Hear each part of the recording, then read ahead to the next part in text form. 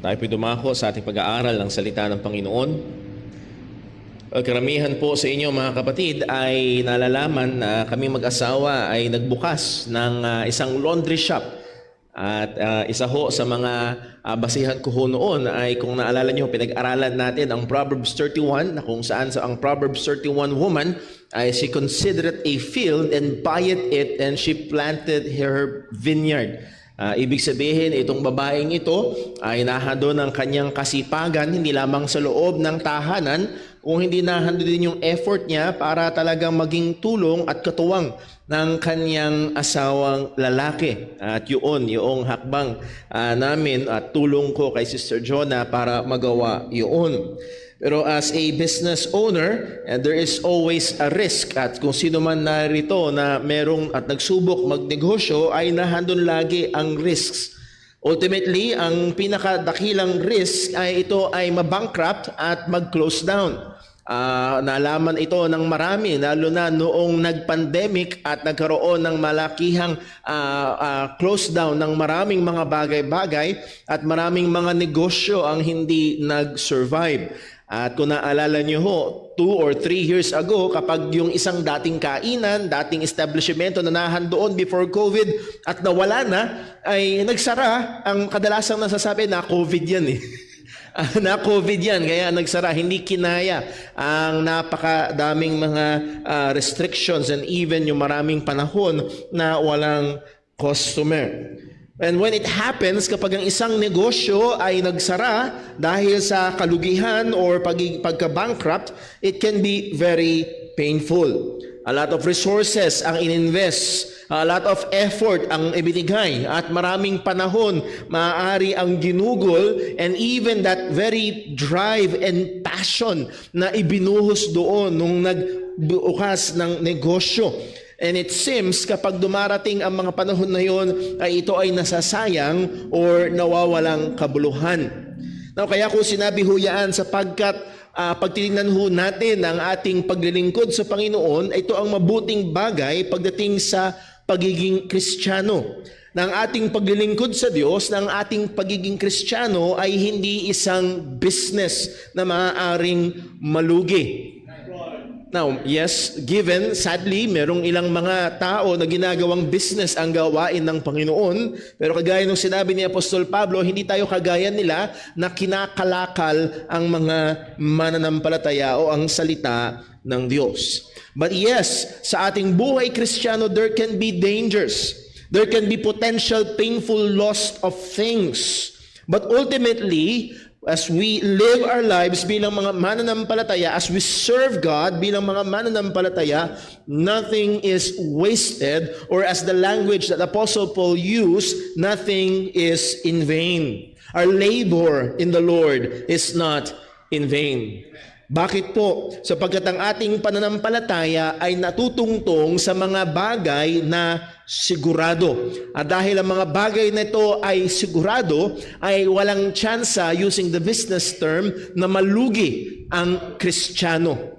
Maaaring sa business, maraming mga bagay na hindi sigurado, ang merkado, ang presyo, at maraming mga bagay na pwedeng gumalaw at mawala at pwedeng magdetermina sa pag-unlad o pagbagsak ng negosyo.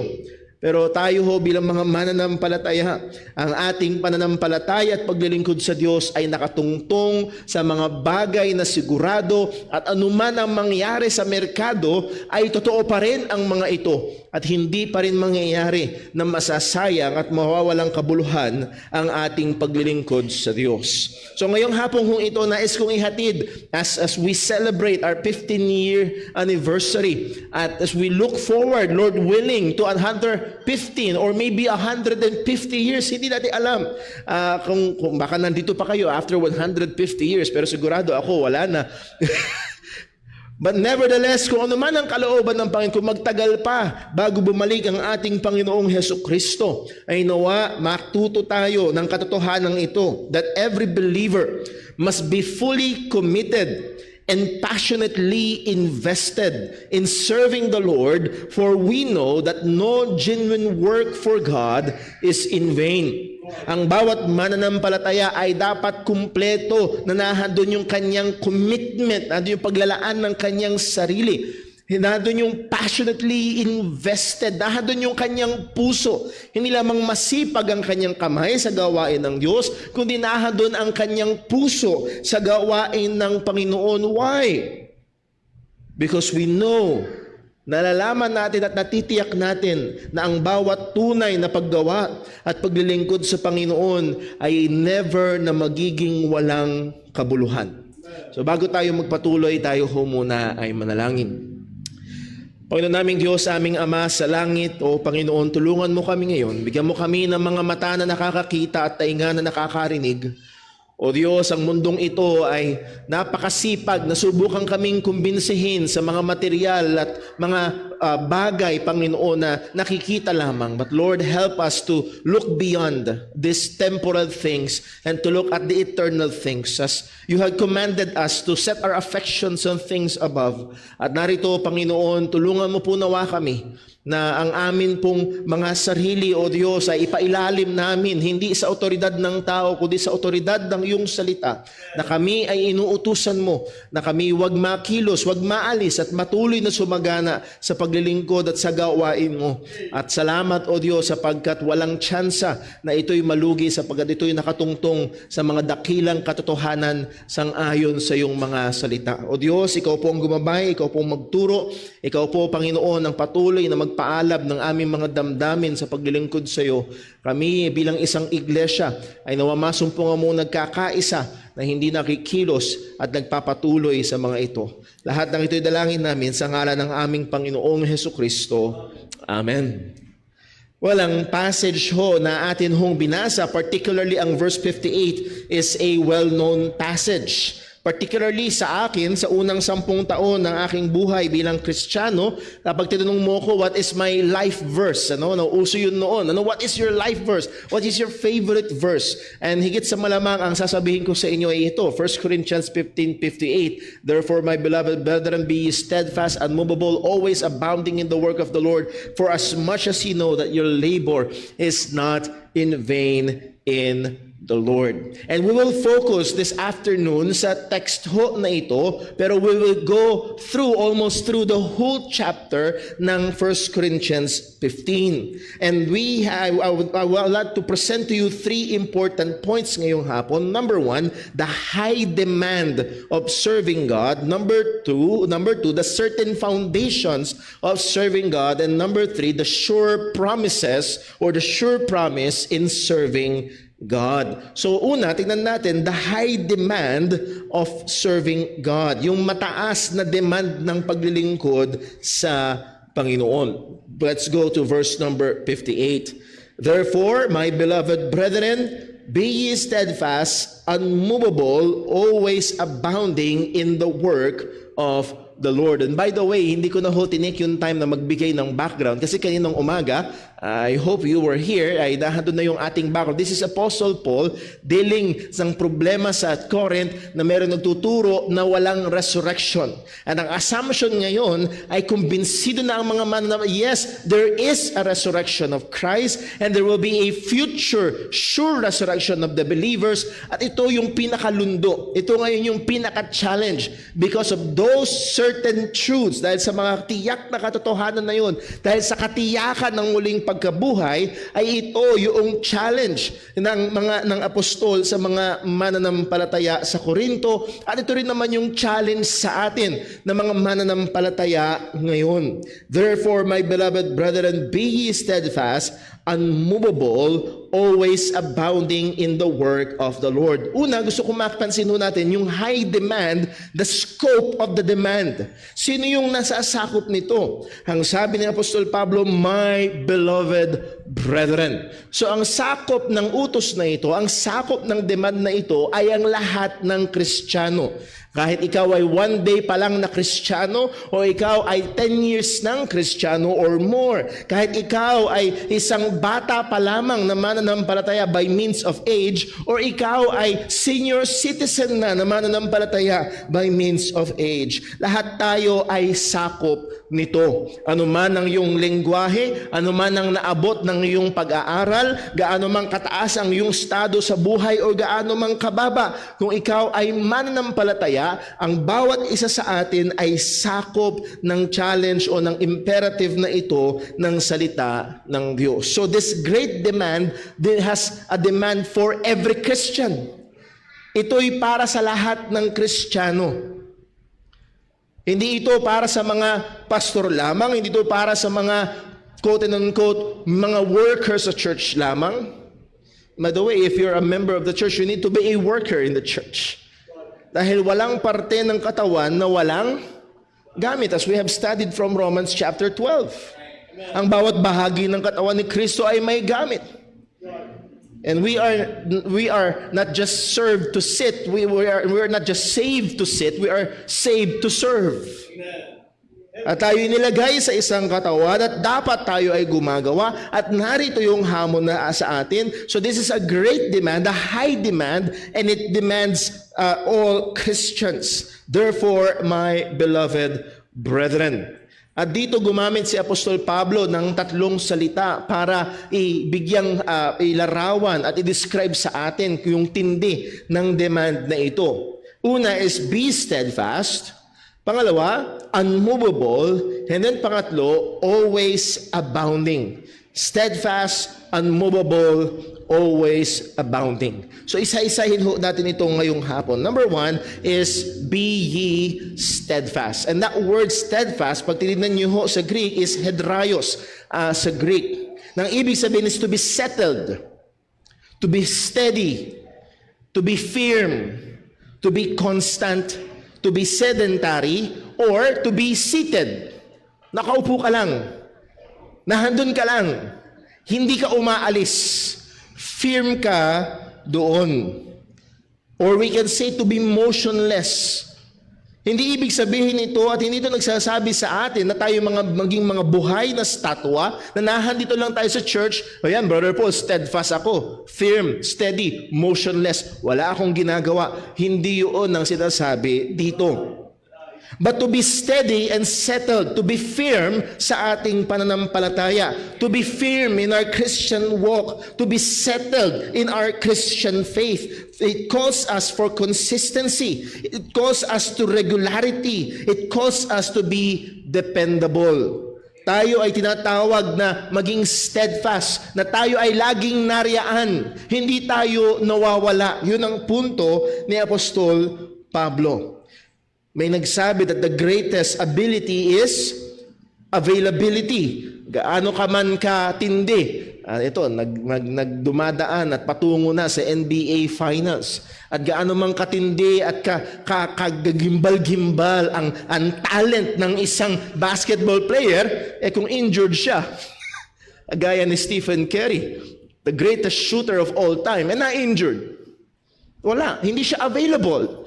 Hindi siya nakatulong sa kanyang team sa bagay na yun, sa laro na yun, therefore sila ay na-eliminate. So the greatest ability is availability, sabi nga ng iba. And it carries this idea that we will be firm on being available, we'll be settled in being regular, we'll be constant in our dependability. Na pagdating sa gawain ng Panginoon, pagdating sa pananampalataya, pagdating sa paglilingkod sa isa't isa, and I'm not just pertaining to the formal activities and formal ministries sa loob ng church, ay dapat tayo ay laging masusumpungan na naroroon.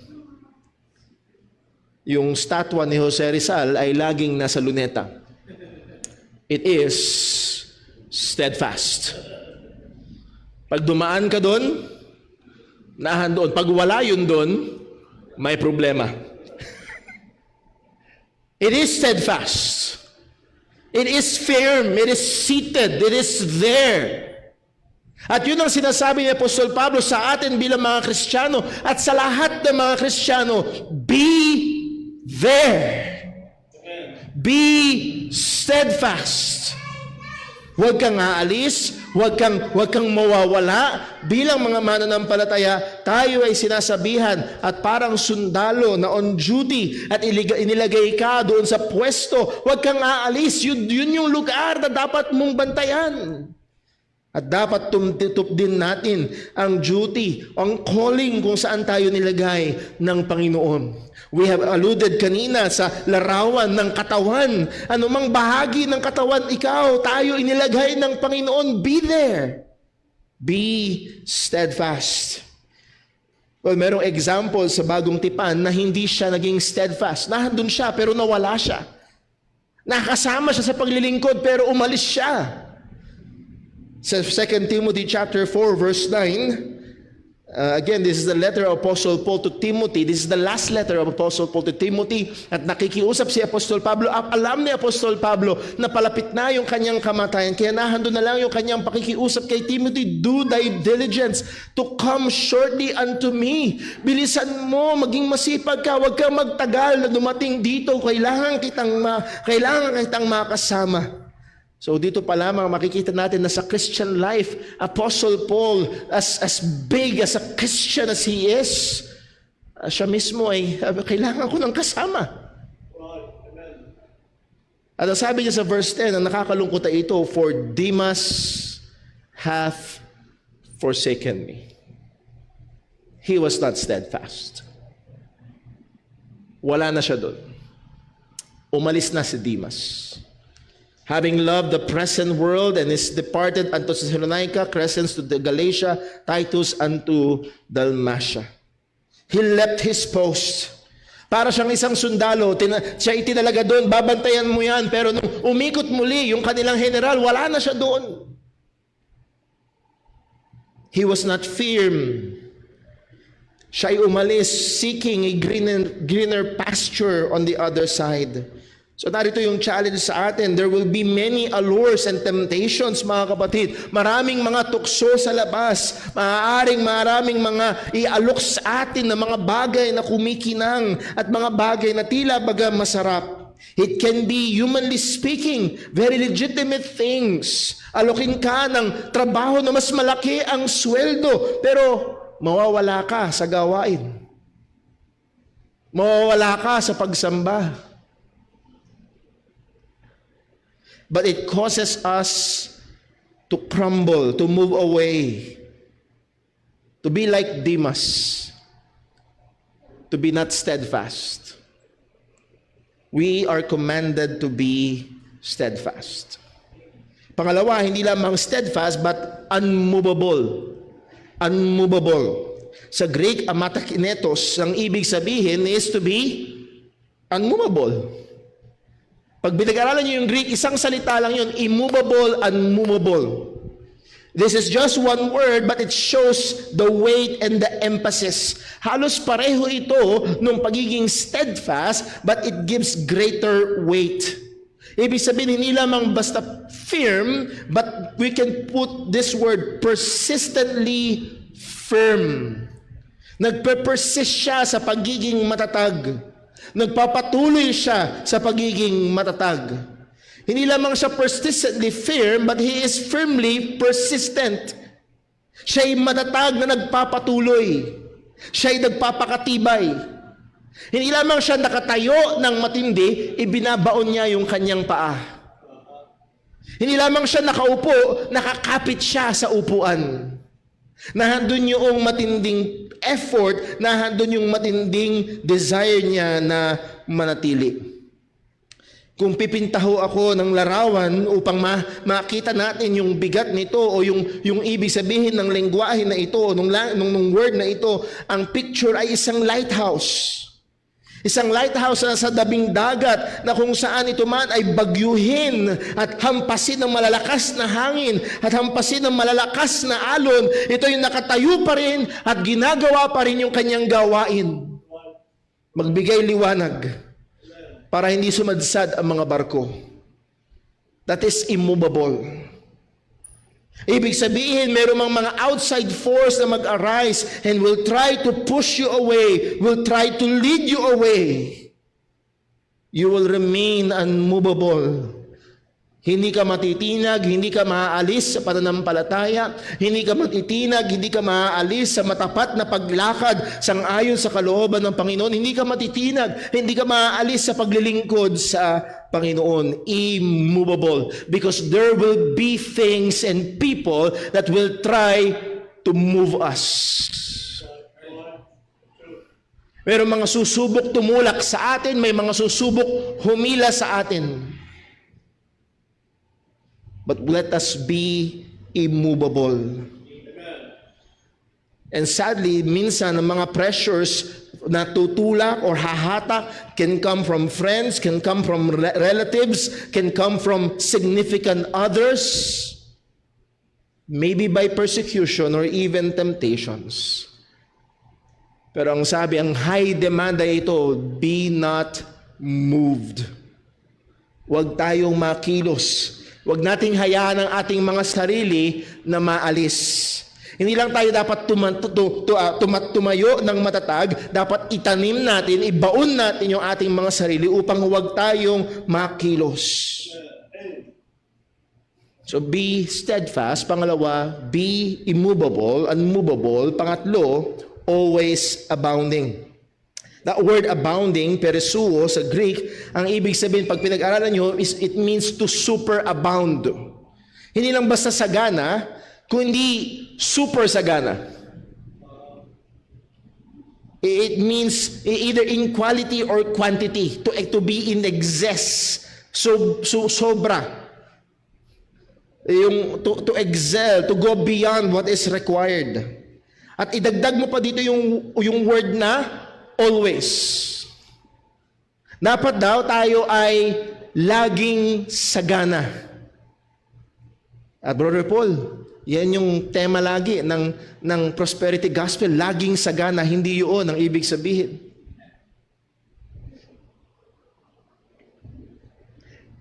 The Bible is not calling us to excessive living, hindi yun ang pinupunto dito, but to be excessive in our serious and faithful service to God.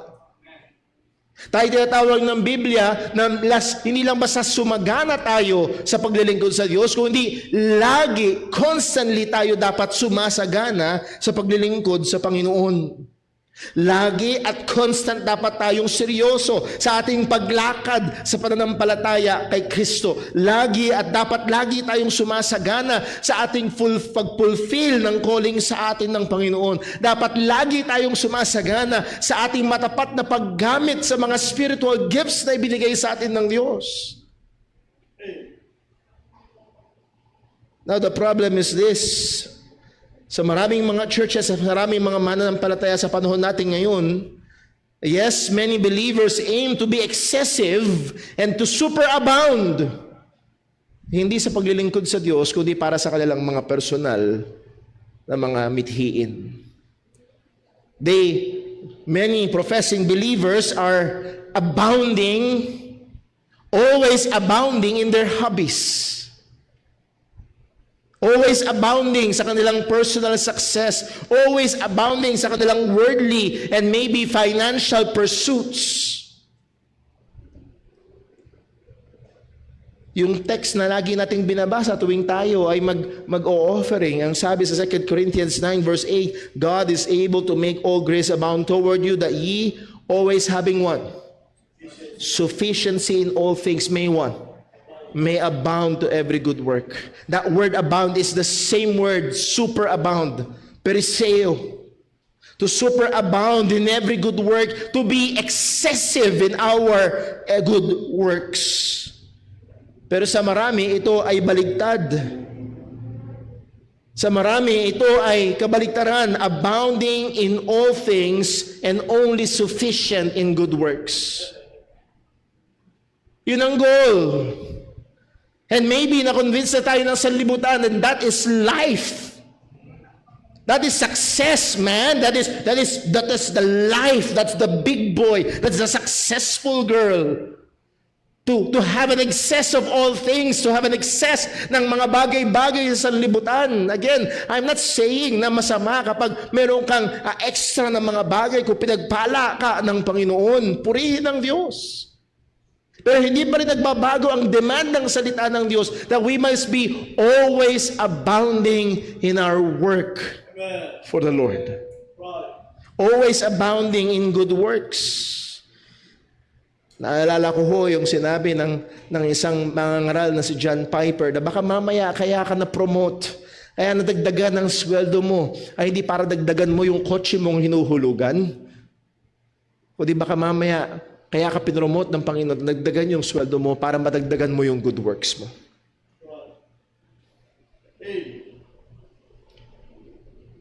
So here is the challenge. We are not only to be steadfast, we are not only to be immovable, but we must be always abounding in the work of the Lord. Hindi ibig sabihin ho yan na dapat lagi kayong nandito sa church from Monday to Sunday. Pag ginawa niyo ho yan, magugutom tayo dito. Na nandito lang kayo tayo sa church sa buong linggo. Hindi ito nagpa-pertain lamang sa mga official church activities. And sadly, maraming mga pastor, ganun pinipinta ang paglilingkod sa Diyos. Ang paglilingkod sa Diyos ay pagbukas lang ang pintuan ng church, na pagbukas lang ang ilaw sa loob ng iglesia, na kapag may official lang na aktibidad sa Panginoon. No, you can go home into your houses and still serve God. By loving your wife, by submitting to your husband, by training up your children, by obeying your parents,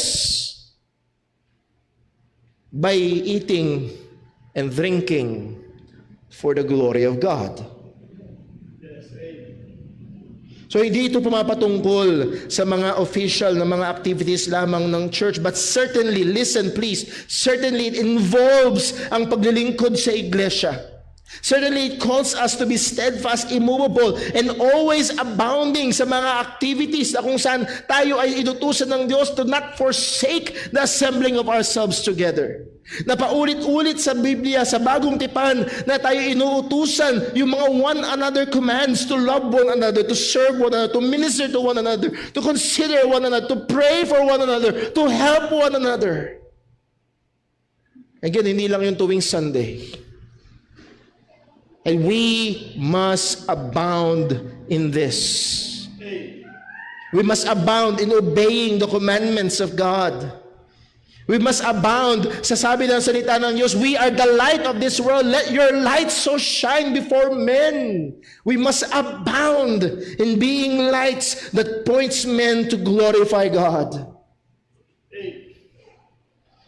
It involves us being consistent sa mga means of grace na binigay sa atin ng Diyos to be steadfast, unmovable, and always abounding in our time sa salita ng Diyos, in our time in prayer, in our time for personal worship, in our time in our gathered worship. We must be steadfast, immovable, and always abounding. Sadly, ang stance ng maraming mga Kristiyano, what is the least? Hinahanap nila yung pinakakaunti, bare minimum. And they will try to work around with that. No, ang pinipintang larawan ng isang Kristiyano na punong-puno ng pag-asa, as we will see the certain foundations and promises na meron tayo na dapat talaga magtulak sa atin to apply this truth sa ating buhay bilang mga mananampalataya. Ang sabi ng salita ng Panginoon sa 1 Corinthians chapter 7 verse 20, we must be steadfast, immovable, and always abounding. Saan man tayo tinawag ng Panginoon? Sabi ni Pablo sa 1 Corinthians 7:20, let every man abide in the same calling wherein he was called. Art thou called being a servant? Care not for it, but if thou mayest be made free, use it rather. For he that is called in the Lord being a servant is the Lord's free man. Likewise also he that is called being free is Christ's servant.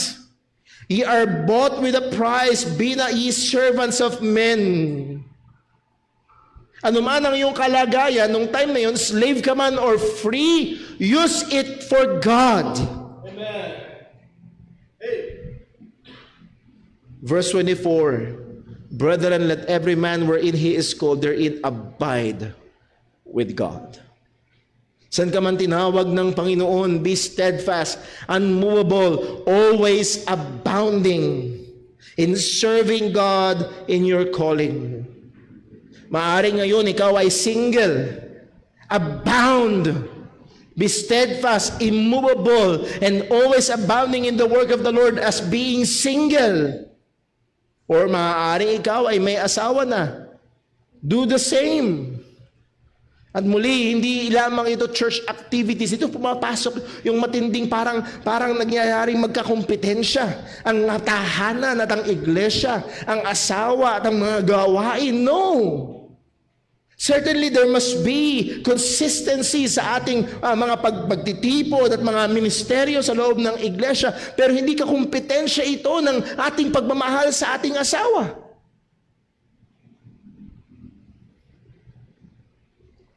Kung ikaw man ay may trabaho o wala, ikaw man ay may mga anak o wala, kung ikaw man ay mabata o matanda, ikaw man ay mahirap o mayaman, ikaw man ay nag-aaral o nakapagtapos na, ito pa rin ay dapat i-apply. Be steadfast, immovable, always abounding in the work of the Lord. San ka man tinawag ng Panginoon?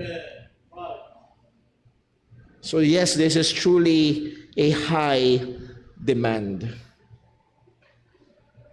Now, Brother Paul, with that high demand, saan ito nakatungtong? Well, nakatungtong ito sa ilang mga certain foundations. And meron tayong 5 foundation na titignan at mabilis lamang. Ang una, it is founded upon the certainty or certain foundation of the gospel. Bakit ito sinabi ni Apostol Pablo? Be steadfast, unmovable, always abounding in the work of the Lord. Why? Because the gospel is certain. Napag-aralan natin kanina sa 1 Corinthians chapter 15 verses 1 to 4. Pinaalala ni Apostol Pablo ang ebanghelyo sa mga taga-Korinto at hindi lang yun, kanya pang pinaalala sa kanila na mayroong iba't ibang mga saksi.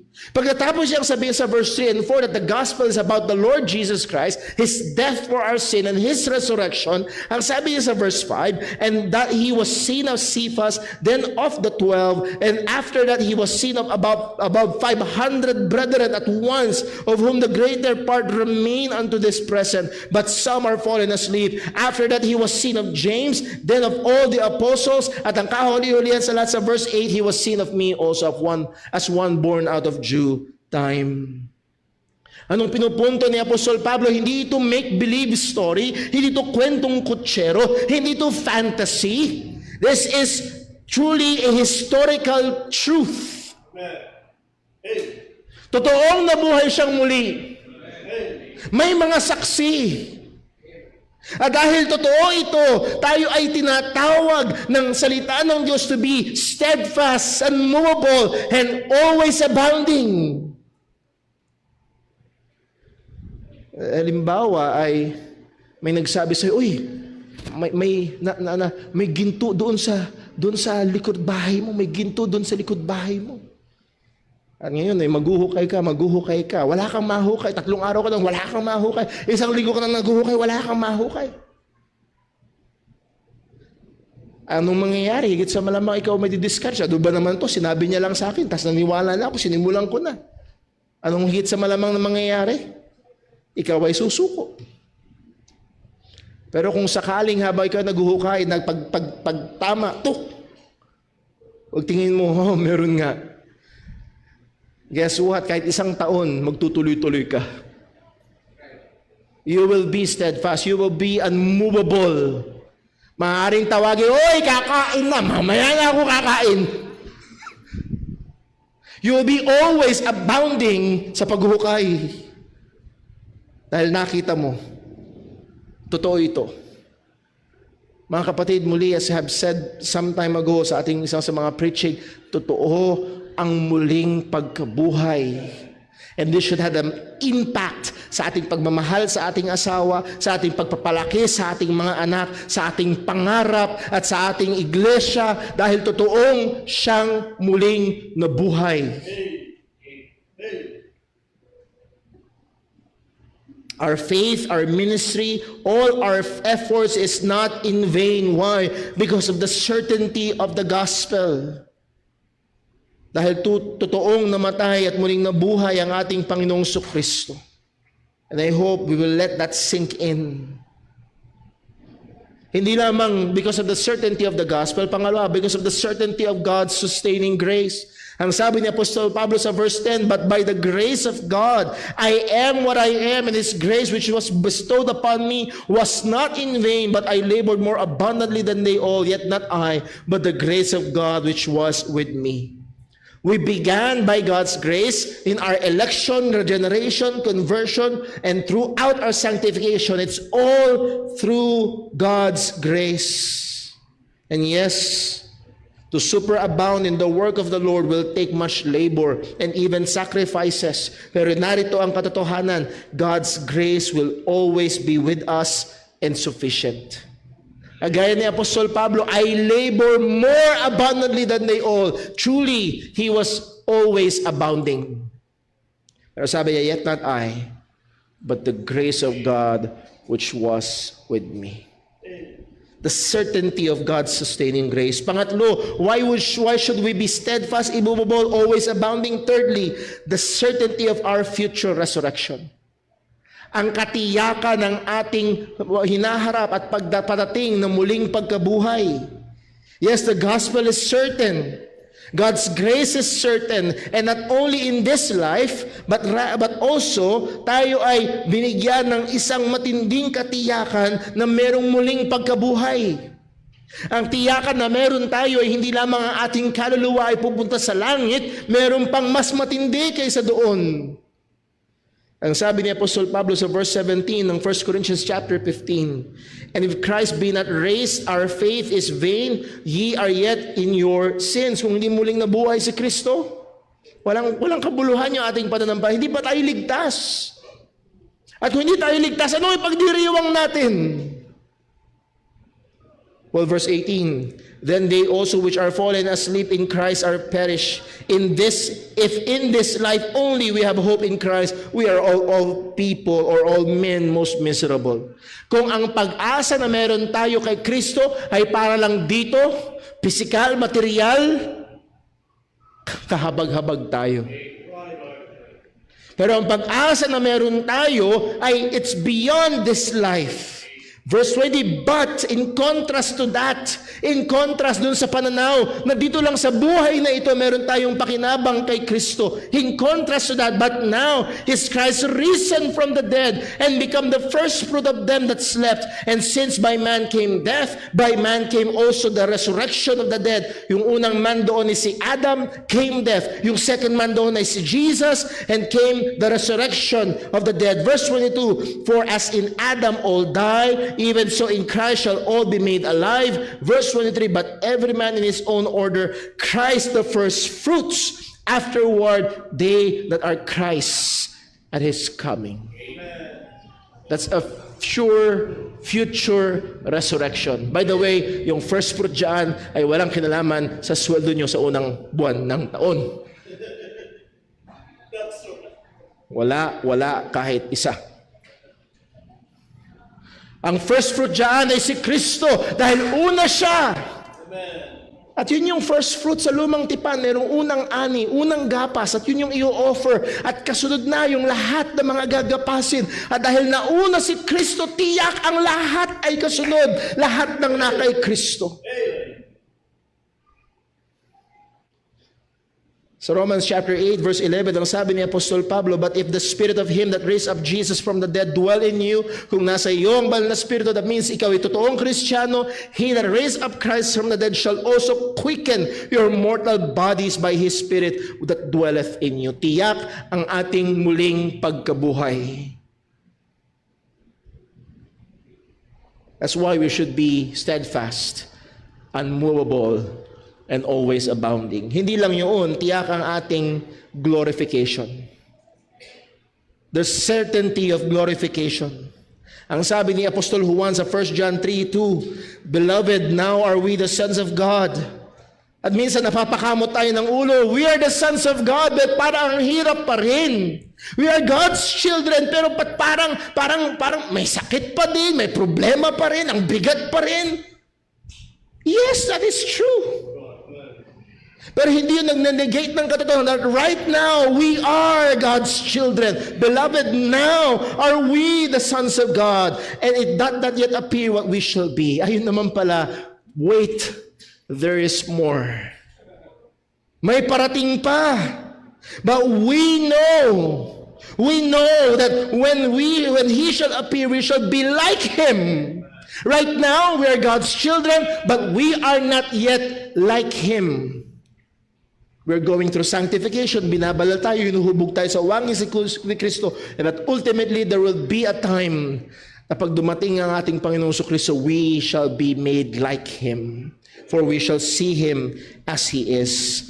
Ang sabi ni Apostol Pablo, we do not have time. Talon tayo sa 1 Corinthians chapter 15, verse 50. Now this I say, brethren, that flesh and blood cannot inherit the kingdom of God, neither that corruption inherit corruption.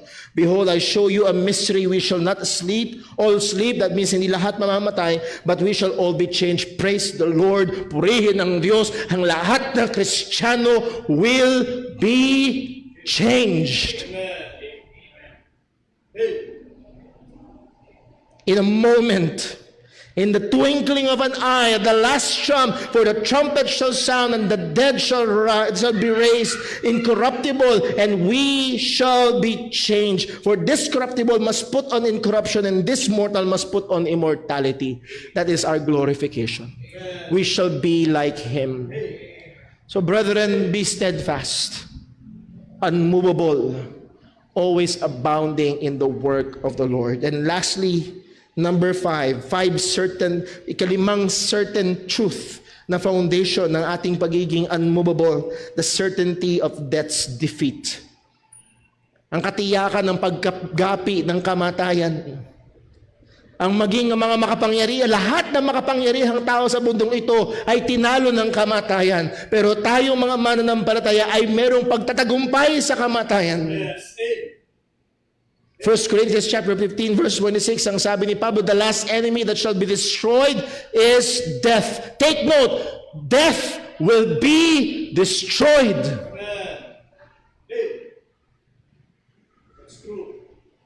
Verse 54, tutuloy natin sa chapter 15, verse 34. So when this corruptible shall have put on incorruption, and this mortal shall have put on immortality, then shall be brought to pass the saying that is written, O death, where death is swallowed up in victory. O death, where is thy sting? O grave, where is thy victory? The sting of death is sin, and the strength of sin is the law. But thanks be to God, which giveth us the victory through our Lord Jesus Christ. Hindi yung fountain of youth ang tagumpay laban sa kamatayan. Hindi nagpatong-patong ka man ng Olay o pumunta ka man kung kaninong plastic surgeon. Hindi yun ang pagtatagumpay sa kamatayan. It's only through the Lord Jesus Christ. And it is certain. Ito'y tiyak. Kung nagdududa ka, tingnan mo yung libingan na walang laman. At dahil tiyak ang pagtatagumpay laban sa kamatayan, we must be steadfast, unmovable, and always abounding in the work of the Lord. And lastly, the sure promise, verse 58. Therefore, because of all the truths na nakita natin, verse 58, therefore, my beloved brethren, be ye steadfast, unmovable, always abounding in the work of the Lord. And here's the promise, for as much as you know that your labor, it's not in vain in the Lord. Hindi walang kabuluhan ang ating paglilingkod sa Diyos. 2 Corinthians chapter 5 verse 10, ang sabi ni Apostol Pablo, for we must all appear before the judgment seat of Christ, and that everyone may receive the things done in his body according to that what he had done, whether it be good or bad. Tatanggap tayo ng gantimpala mula sa Diyos. Ang sabi ng Hebrews chapter 5 verse, ang sabi ng Hebrews chapter 6 verse 10, kung di nagkakamali ng tanda, for God is not unrighteous to forget your work and labor of love. Hindi siya liko. Ang Diyos ay matuwid. Bawat at lahat ng ginagawa natin alang-alang sa Kanya ay hindi walang kabuluhan at kita ng Panginoon. So church, Nakatingin man tayo sa marami pang taon o konti na lang na panahon, let this ring through. Let's be steadfast, unmovable, and always abounding in the work of the Lord. Let's pray. Panginoon naming Diyos, aming Ama sa langit, salamat po sa mga paalala ng mga katotohanan ito na Panginoon tunay, hindi kayang i-offer man lang ng sanlibutan. Ang mga dakilang pag-asa na meron kami, ang mga katotohanan na tinatayuan namin, Panginoon, ay hindi man lang maikukumpara to the best things that this world can offer. So Lord, help us. Help us, Panginoon, na bigyan mo kami ng mga mata ng pananampalataya na nakatingin sa mga katotohanan ito sa pag-asa na meron kami. Upang kami, Panginoon, na mabigyang lakas na manatili, hindi makilos at palagi ang sumasagana sa mga gawa para sa iyo. O Panginoon, maaaring merong naririto na nanghihina na, natatempt ng sumuko, nagtatempt ng magpatangay na lamang sa alon. So Lord, please remind us of these truths. Gamitin mo ito upang itali kami. Gamitin mo ito upang ipako kami, upang hindi kami makilos, upang hindi kami maalis. At sa biyaya mo, we will exert all effort to superabound. Saan mo man kami tinawag, ano man, O Diyos, na paglilingkod ang nais mong gawin namin, ay masagpungan mo kami na sumasagana sa mga ito. Ama, ingatan mo ang iyong iglesia. Ingatan mo po ang JCBC. Ingatan mo po ang bawat mananampalataya.